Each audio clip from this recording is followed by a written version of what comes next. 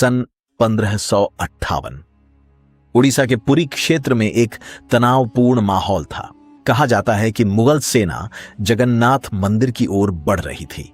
उनका उद्देश्य इस भव्य धाम को नष्ट करना बताया जाता है। सैनिकों के घोड़ों की टापें गूंज रही थीं, तलवारों की चमक वातावरण में भय पैदा कर रही थी। लेकिन जैसे ही सेना मंदिर के मुख्य गर्भगृह की दिशा में आगे बढ़ी, अचानक मौसम ने करवट ली।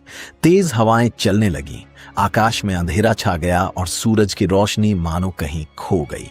उसी समय मंदिर के भीतर से एक असाधारण प्रकाश प्रकट हुआ। सैनिकों के अनुसार वह प्रकाश धीरे धीरे उनकी ओर बढ़ता प्रतीत हुआ।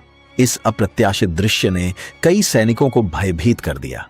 कुछ वहीं अचेत हो गए, जबकि बाकी जान बचाकर भाग खड़े हुए। अब सवाल उठता है, क्या यह महज एक ऐतिहासिक संयोग था या फिर वास्तव में भगवान जगन्नाथ ने अपने धाम की रक्षा की?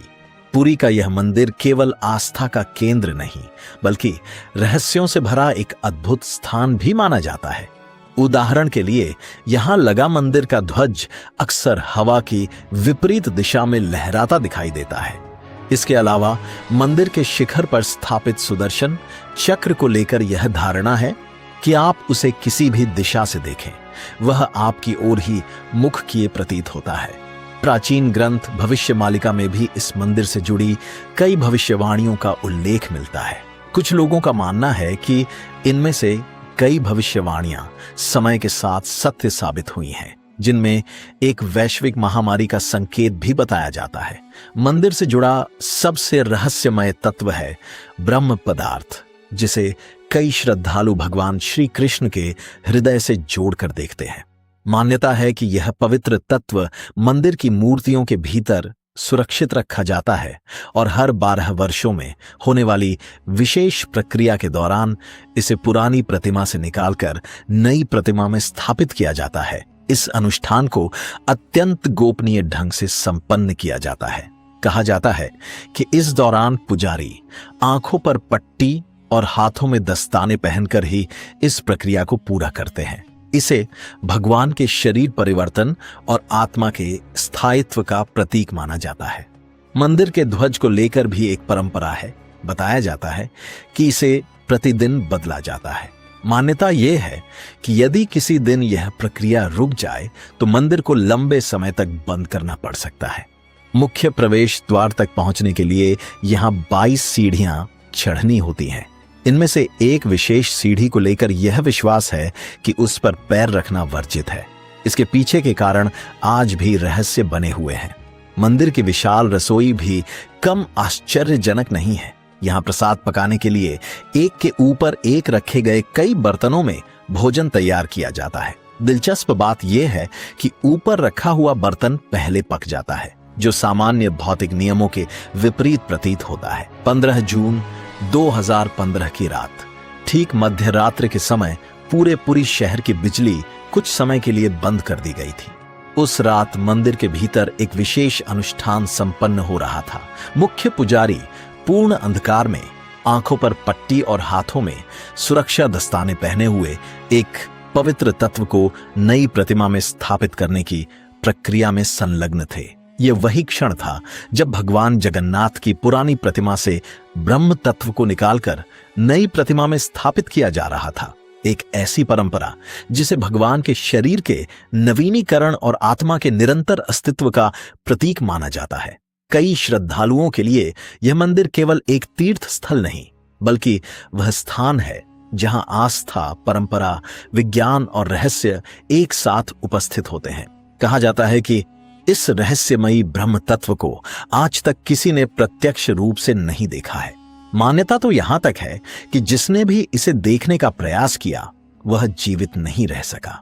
नवकलेवर की वह पवित्र रात जब पुरानी प्रतिमाओं से इस ब्रह्म तत्व को निकालकर नई मूर्तियों में स्थापित किया जाता है, उस समय पूरी शहर में सन्नाटा छा जाता है। उस दौरान शहर की बिजली तक बंद कर दी जाती है और मंदिर परिसर को पूर्ण अंधकार में रखा जाता है।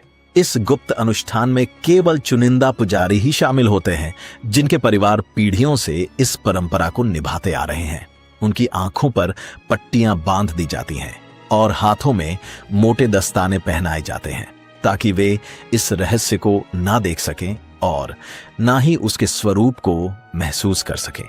जब यह प्रक्रिया संपन्न होती है तब मंदिर की सुरक्षा सख्त कर दी जाती है और किसी भी बाहरी व्यक्ति का प्रवेश पूर्णतः निषिद्ध होता है।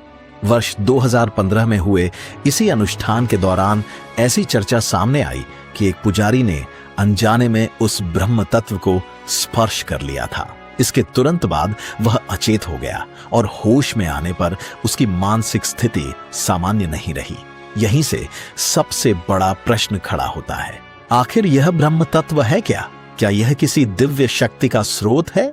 क्या यह केवल आस्था का प्रतीक है या फिर वास्तव में कोई ऐसा शाश्वत तत्व मौजूद है जो युगों से सुरक्षित रखा गया है?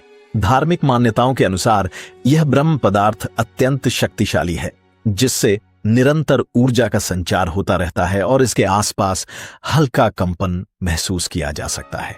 कुछ शोधकर्ताओं का मत है कि भगवान श्री कृष्ण केवल एक मानव नहीं बल्कि एक उच्च चेतना वाले अस्तित्व थे। उनके अनुसार यह ब्रह्म तत्व, जिसे श्री कृष्ण का हृदय भी कहा जाता है, संभवतः एक अत्यधिक ऊर्जा उत्पन्न करने वाला स्रोत हो सकता है। एक मत यह भी है कि जगन्नाथ की मूर्तियों को लकड़ी से बनाने का कारण यह हो सकता है कि लकड़ी विद्युत का सुचालक नहीं होती, जिससे इस ऊर्जा का प्रभाव नियंत्रित किया जा सके। हालांकि अब तक किसी ने इसे देखने की पुष्टि नहीं की है, लेकिन लगभग 50 वर्ष पहले एक व्यक्ति ने दावा किया था कि उसने इस रहस्यमयी तत्व को देखा है। उसके अनुसार यह किसी द्रव धातु की भांति प्रतीत हो रहा था जो लकड़ी को धीरे धीरे प्रभावित कर सकता है। यही कारण माना जाता है कि हर 12 वर्षों में मूर्तियों का नवीनीकरण किया जाता है। उसका यह भी कहना था कि जब यह तत्व प्रकाश के संपर्क में आया तो उसमें तीव्र गति से घूमने और कंपन करने की प्रतिक्रिया देखी गई। शायद यही वजह है कि इस स्थानांतरण के समय पूरे शहर की विद्युत आपूर्ति रोक दी जाती है।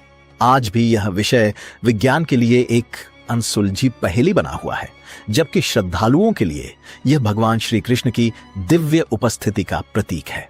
इसी आस्था के कारण प्रतिदिन लाखों भक्त भगवान जगन्नाथ के दर्शन के लिए आते हैं। लेकिन एक और रहस्य सामने आता है, यदि श्री कृष्ण के शरीर का अंतिम संस्कार कर दिया गया था तो उनका हृदय कैसे सुरक्षित रह गया और वह पुरी तक कैसे पहुंचा? साथ ही इस भव्य मंदिर का निर्माण किसने करवाया और आखिर वह कौन था जिसने भगवान जगन्नाथ की अद्भुत प्रतिमाएं निर्मित की? इन सभी रहस्यमयी प्रश्नों के उत्तर इतिहास और आस्था की गहराइयों में छिपे हुए हैं। महाभारत के युद्ध को लेकर माता गांधारी का मानना था कि यदि श्री कृष्ण चाहते तो इस महाविनाश को टाला जा सकता था, लेकिन जब ऐसा नहीं हुआ और उनके समस्त वंश का अंत हो गया तो शोक और क्रोध में डूबी गांधारी ने कृष्ण को श्राप दिया कि जिस प्रकार उनके कुल का नाश हुआ है उसी प्रकार भविष्य में कृष्ण के यदुवंश का भी विनाश निश्चित होगा। समय बीतता गया और लगभग 36 वर्ष बाद एक दिन जब कृष्ण वन में विश्राम कर रहे थे तभी एक शिकारी ने उन्हें दूर से हिरण समझकर बाण चला दिया। वह तीर उनके चरणों में आकर लगा। उसी क्षण कृष्ण ने यह समझ लिया कि उनके पृथ्वी लोक के अवतार का अंत अब निकट है। उन्होंने शांत भाव से इस देह का त्याग कर मृत्यु को स्वीकार कर लिया। ऐसा कहा जाता है कि जैसे ही यह घटना हुई उसी समय समुद्र की लहरों ने द्वारका नगरी को अपने भीतर समा लिया, जिससे उनका पूरा वंश समाप्त हो गया। जब उस शिकारी को अपनी भूल का एहसास हुआ तो वह अत्यंत व्यथित हो उठा और कृष्ण से क्षमा याचना करने लगा। तब कृष्ण ने उसे सांत्वना देते हुए कहा कि यह सब पूर्व जन्म के कर्मों का परिणाम है। उन्होंने बताया कि अपने राम अवतार में उन्होंने वानर राज बाली का वध छल पूर्वक किया था और आज वही आत्मा शिकारी के रूप में उनके अंत का कारण बनी है। कृष्ण के निधन का समाचार जब अर्जुन और पांडवों तक पहुंचा तो उन्होंने विधिपूर्वक उनका अंतिम संस्कार किया। अग्नि में समर्पित होने पर उनका संपूर्ण शरीर पंच तत्वों में विलीन हो गया, किंतु उनका हृदय अग्नि से अप्रभावित रहा। कहा जाता है कि वह और अधिक तेजस्वी हो उठा तथा दिव्य ऊर्जा से स्पंदित होने लगा। यही पवित्र अवशेष आगे चलकर ब्रह्म पदार्थ के नाम से प्रसिद्ध हुआ।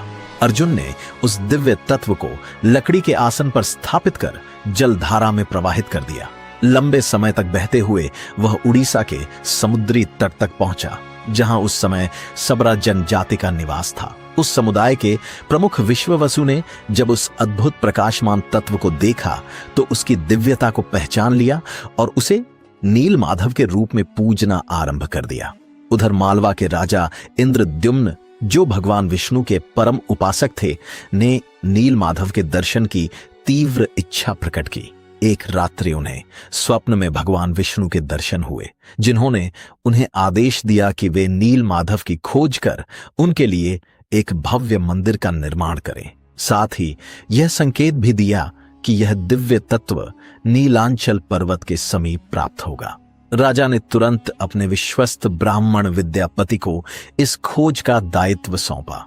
कई दिनों तक पर्वतीय क्षेत्रों में भटकने के बाद उन्हें झांत हुआ कि वह दिव्य मूर्ति विश्ववसु द्वारा एक गुफा में सुरक्षित रखी गई है।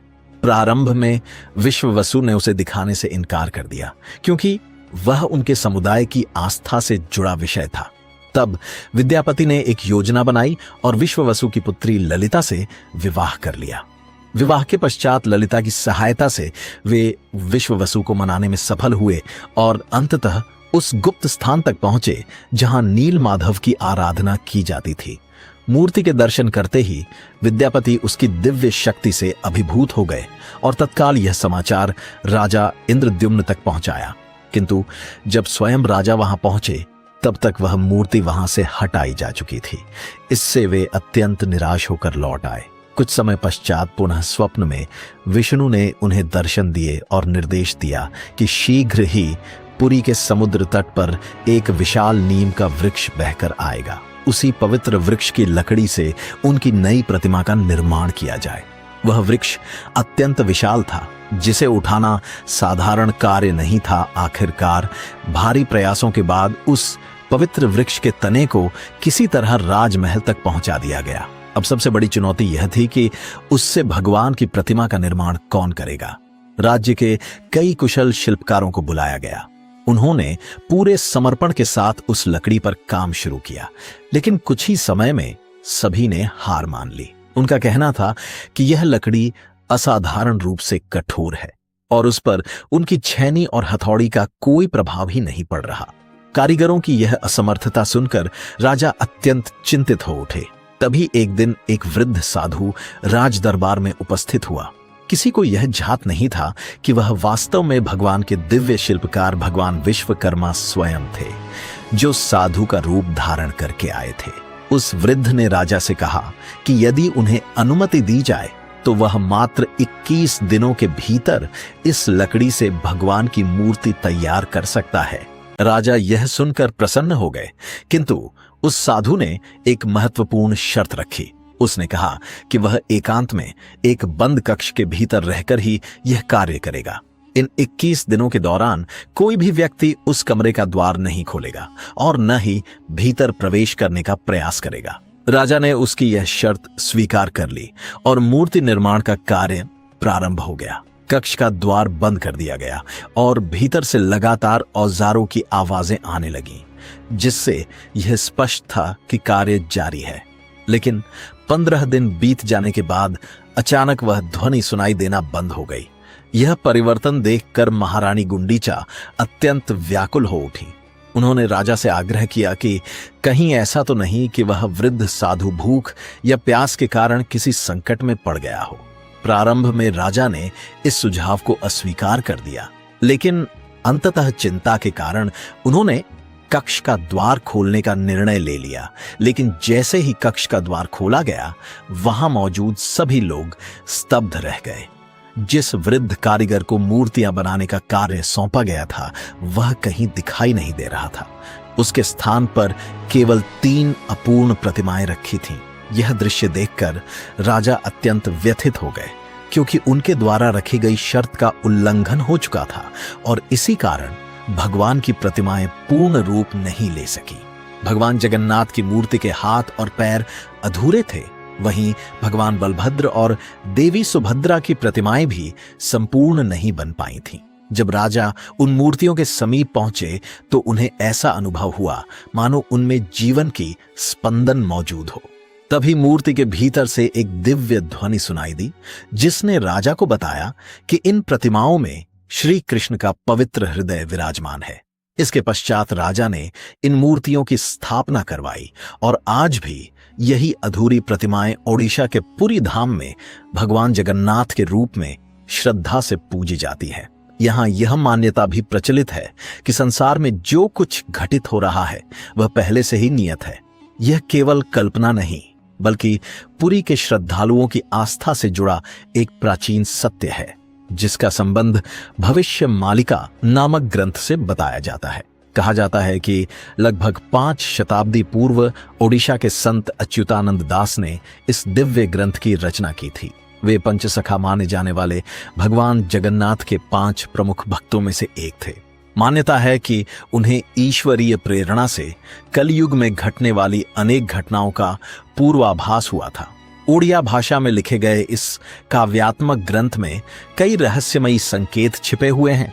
इसमें वर्णित कुछ भविष्यवाणियां समय के साथ चर्चा का विषय बनी। विशेष रूप से कुछ वर्ष पूर्व जब लोगों ने दावा किया कि इसमें वैश्विक महामारी जैसी स्थिति का उल्लेख मिलता है। ग्रंथ में वर्णन है कि एक समय ऐसा आएगा जब अनेक प्रकार के रोग फैलेंगे और एक भयंकर बीमारी के कारण लोग अपने घरों में सीमित रहने को विवश हो जाएंगे। इस वर्णन को कई लोगों ने वर्ष 2020 में फैली महामारी से जोड़कर देखा। इसी प्रकार इसमें मंदिर के शिखर पर स्थित ध्वज में अग्नि लगने जैसी घटना का भी उल्लेख बताया जाता है। वर्ष 2020 में पापनाश एकादशी के दिन एक अखंड दीप प्रज्वलित किया गया था, किंतु अचानक चली तेज हवाओं के कारण मंदिर का ध्वज दीपक के संपर्क में आ गया और उसमें आग लग गई। मान्यता यह भी है कि जगन्नाथ मंदिर के गुंबद पर सामान्यतः कोई पक्षी नहीं बैठता, लेकिन कुछ समय पूर्व वहां गिद्ध, चील और बाज जैसे पक्षियों को देखा गया। इस घटना के बाद कलयुग के अंतिम समय से जुड़ी चर्चाएं फिर से तेज हो गईं। भविष्य मालिका में यह संकेत भी मिलता है कि जब कलयुग अपने अंत के समीप होगा तब मंदिर के शीर्ष पर स्थित नील चक्र प्रचंड तूफान के प्रभाव से झुक सकता है। वर्ष 2019 में आए फानी चक्रवात के बाद इस प्रकार की बातें सामने आई थीं। ग्रंथ में आगे यह भी उल्लेखित है कि भविष्य में ऐसी परिस्थितियां उत्पन्न होंगी जब रथ यात्रा का आयोजन बाधित हो सकता है, नदियों की दिशा बदल सकती है, मंदिर का ब्रह्म तत्व अदृश्य हो जाएगा और अंततः भगवान विष्णु के अंतिम अवतार कल्कि का प्राकट्य होगा। सोचिए जरा, क्या यह सब केवल इत्तेफाक है या सचमुच आचार्य अच्युतानंद के पास ऐसी दृष्टि थी जो आने वाले समय की झलक दिखा सकती थी? सदियों पहले लिखी गई बातें यदि आज के घटनाक्रम से मेल खाती दिखे तो स्वाभाविक है कि मन में सवाल उठे, क्या उनकी अन्य भविष्यवाणियों को भी गंभीरता से परखा जाना चाहिए? कहा जाता है कि भविष्य मालिका कोई साधारण ग्रंथ नहीं बल्कि समय की परतों में छिपा एक ऐसा संकेत पत्र है जिसे समझने के लिए गहराई से चिंतन करना पड़ता है। इसी संदर्भ में एक उल्लेख मिलता है वर्ष 1558 का, जब उड़ीसा के पुरी क्षेत्र पर संकट के बादल मंडरा रहे थे। उस समय मुगल सेना ने मंदिर को ध्वस्त करने का प्रयास किया था और मान्यता है कि इस घटना का संकेत पहले से ही भविष्यवाणी में दर्ज था।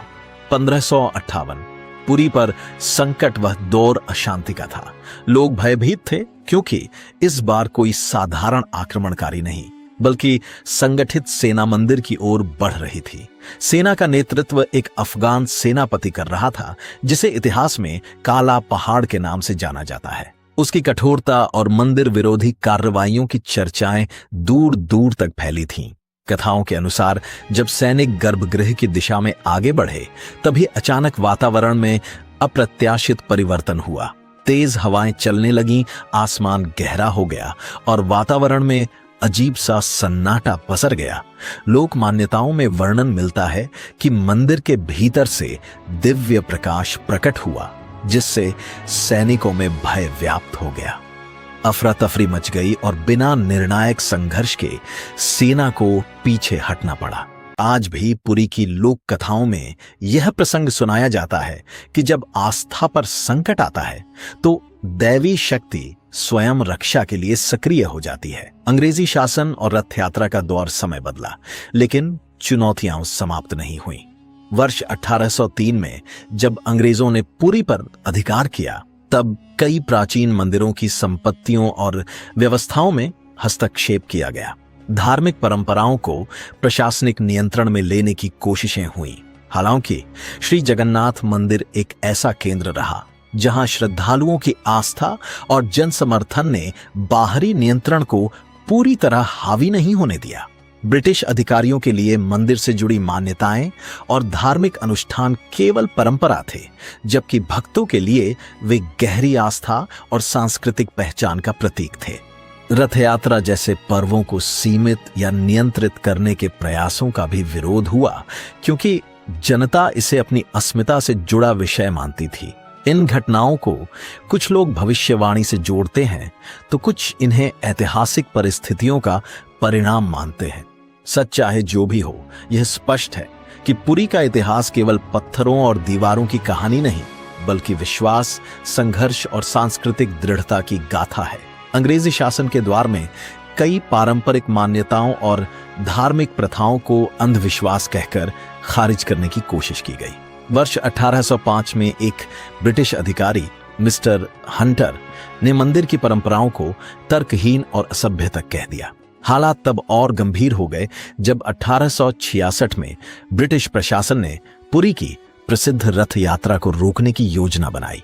उनका कहना था कि इस पर्व के दौरान उमड़ने वाली भीड़ नियंत्रण से बाहर हो सकती है और इससे प्रशासनिक संकट पैदा होगा। लेकिन यह निर्णय पूरे उड़ीसा में तीव्र विरोध का कारण बन गया। लाखों श्रद्धालु सड़कों पर उतर आए। मठों, संतों और ग्रामीण समुदायों ने खुलकर प्रतिरोध किया। लोगों ने स्वयं रथ निर्माण का कार्य आरंभ कर दिया और यह संदेश दिया कि यदि प्रभु की यात्रा रुकेगी तो जनजीवन भी थम जाएगा। जनदबाव इतना प्रबल था कि ब्रिटिश सरकार को अपना फैसला वापस लेना पड़ा और रथ यात्रा फिर से प्रारंभ हुई। इसके बाद अंग्रेजों ने मंदिर के आंतरिक मामलों में हस्तक्षेप करने से परहेज किया। अब बात करते हैं मंदिर की 22 सीढ़ियों में से एक विशेष सीढ़ी की, जिसे अत्यंत रहस्यमय माना जाता है। तीसरी सीढ़ी को यमशिला कहा जाता है। मान्यता है कि इस पर पैर रखना शुभ नहीं समझा जाता। कथा के अनुसार यमराज ने भगवान जगन्नाथ से निवेदन किया था कि आपके दर्शन मात्र से भक्तों के पाप नष्ट हो जाते हैं, तो फिर यमलोक में कौन आएगा। तब भगवान ने उन्हें मंदिर की तीसरी सीढ़ी पर स्थान ग्रहण करने का वरदान दिया। कहा जाता है कि जो व्यक्ति अनजाने में भी इस सीढ़ी पर पैर रखता है, उसके पुण्य निष्फल हो जाते हैं। इसी कारण श्रद्धालु आज भी इस सीढ़ी से बचकर चलते हैं। मंदिर के शिखर पर स्थापित सुदर्शन चक्र भी रहस्य और आस्था का केंद्र है। कहा जाता है कि आप मंदिर परिसर के किसी भी कोने से इसे देखें, यह सदैव सामने की ओर प्रतीत होता है। देखने वाले इसे एक अद्भुत दृष्टि भ्रम बताते हैं, लेकिन प्राचीन काल में इतने भारी चक्र को शिखर पर स्थापित करना और ऐसा दृश्य प्रभाव उत्पन्न करना आज भी लोगों के लिए आश्चर्य का विषय है। भक्तों की मान्यता है कि यह वही दिव्य चक्र है जो श्री कृष्ण की शक्ति और संरक्षण का प्रतीक है। कुछ भविष्यवाणियों में यह भी कहा गया है कि जब यह मंदिर समुद्र में विलीन होगा, तब कलयुग अपने अंतिम चरण में होगा और विष्णु के अंतिम अवतार कल्कि का आगमन होगा। जगन्नाथ मंदिर का रसोई घर भी कम अद्भुत नहीं है। इसे विश्व की सबसे विशाल और अनोखी रसोइयों में गिना जाता है। यहाँ भोजन 7 मिट्टी के पात्रों में पकाया जाता है, जिन्हें एक के ऊपर एक रखा जाता है। सामान्यतः अपेक्षा की जाती है कि नीचे रखा बर्तन पहले पकेगा, क्योंकि आग की सीधी आंच उसी तक पहुंचती है। परंपरा के अनुसार यहाँ उल्टा होता है, सबसे ऊपर का पात्र पहले पक जाता है। यह तथ्य श्रद्धालुओं के लिए चमत्कार जैसा है। रसोई में भोजन तैयार करने का दायित्व केवल नियुक्त सेवायत ब्राह्मणों को ही होता है। बाहरी लोगों का प्रवेश सख्ती से प्रतिबंधित है। यहाँ की व्यवस्था, अनुशासन और परंपराएं सदियों से बिना टूटे चली आ रही हैं, जो इस मंदिर को आस्था और रहस्य का अद्वितीय संगम बनाती है। इस पवित्र रसोई में किसी भी तरह के आधुनिक ईंधन जैसे गैस या मशीनों का उपयोग नहीं किया जाता। यहां आज भी सदियों पुरानी परंपरा के अनुसार केवल लकड़ी से जलने वाले चूल्हों पर ही महाप्रसाद तैयार किया जाता है। प्रतिदिन इस मंदिर में लगभग 500 से लेकर 2 लाख श्रद्धालुओं तक को प्रसाद वितरित किया जाता है। आश्चर्य की बात यह है कि इतनी बड़ी संख्या में भोजन बनने के बावजूद ना तो कभी प्रसाद कम पड़ता है और ना ही भोजन व्यर्थ जाता है। मान्यता है कि माता लक्ष्मी स्वयं इस रसोई में उपस्थित होकर सेवकों को आंतरिक संकेत देती हैं कि उस दिन कितने लोगों के लिए प्रसाद बनाना है। ये केवल एक धार्मिक विश्वास नहीं बल्कि सदियों से चली आ रही एक परंपरा है जिसका रहस्य आज तक किसी भी गणना या विज्ञान से समझा नहीं जा सका है। सबसे हैरान कर देने वाली बात यह है कि इस विशाल रसोई में जहां 500 से अधिक रसोइये और सेवक निरंतर कार्यरत रहते हैं और प्रतिदिन सैकड़ों क्विंटल अनाज, सब्जियां तथा मसालों का उपयोग होता है, वहां ना किसी प्रकार की दुर्गंध होती है और ना ही मक्खियां दिखाई देती हैं। कहा जाता है कि यह सब अग्निदेव और माता लक्ष्मी की कृपा का परिणाम है जो इस रसोई को शुद्ध और पवित्र बनाए रखती है। 18वीं शताब्दी में मराठा शासन के समय एक अधिकारी ने इस चमत्कार को अंधविश्वास मानते हुए रसोई में प्रयोग होने वाले बर्तनों की संख्या बदलने का आदेश दिया था, लेकिन उस दिन भी महाप्रसाद उतनी ही सटीक मात्रा में तैयार हुआ, ना एक कण कम और ना एक कण अधिक। इस घटना के बाद उस अधिकारी ने रसोई की व्यवस्था में दोबारा हस्तक्षेप न करने का संकल्प ले लिया। दोस्तों, ऐसे अनगिनत रहस्य हैं जो आज भी लोगों को हैरान कर देते हैं, लेकिन उन सभी को एक ही वीडियो में समेट पाना संभव नहीं है। इसलिए अब हम बढ़ते हैं इस यात्रा के अंतिम पड़ाव की ओर। उससे पहले अगर आपको यह डॉक्यूमेंट्री पसंद आ रही है तो कमेंट में जय जगन्नाथ जरूर लिखें। जिंदगी में कुछ अनुभव ऐसे भी होते हैं जिन्हें न तो तर्क की कसौटी पर कसा जा सकता है और न ही विज्ञान के उपकरणों से पूरी तरह समझा जा सकता है। श्री जगन्नाथ मंदिर का प्रत्येक पत्थर, हर एक दीवार और हर कोना मानो हमें एक ऐसे आयाम में ले जाता है जहां आस्था और तर्क, विज्ञान और विश्वास, चुनौती और समाधान सब एक साथ मौजूद रहते हैं। जगन्नाथ सिर्फ एक देवता नहीं बल्कि एक ऐसी चेतना का प्रतीक है जो हमें यह एहसास कराती है कि जब विज्ञान के पास उत्तर नहीं होते तब विश्वास रास्ता दिखाता है। अब प्रश्न यह उठता है कि क्या ये सारी घटनाएं महज संयोग हैं या फिर इनके पीछे कोई अदृश्य शक्ति काम कर रही है? इस बारे में आपकी क्या राय है? क्या आपने कभी इन रहस्यमयी अनुभूतियों को स्वयं महसूस किया है? अगर हां, तो यह वीडियो केवल जानकारी नहीं बल्कि आपकी अपनी एक आध्यात्मिक यात्रा है, श्रद्धा से रहस्य तक की यात्रा। और इसी तरह की एक दिव्य यात्रा हमें ले जाती है केदारनाथ मंदिर की ओर, जो 4 धामों में से एक पवित्र धाम माना जाता है। यदि आप केदारनाथ धाम की यात्रा से जुड़े अद्भुत रहस्यों को जानना चाहते हैं तो अगला वीडियो देखना बिल्कुल न भूलें। धन्यवाद।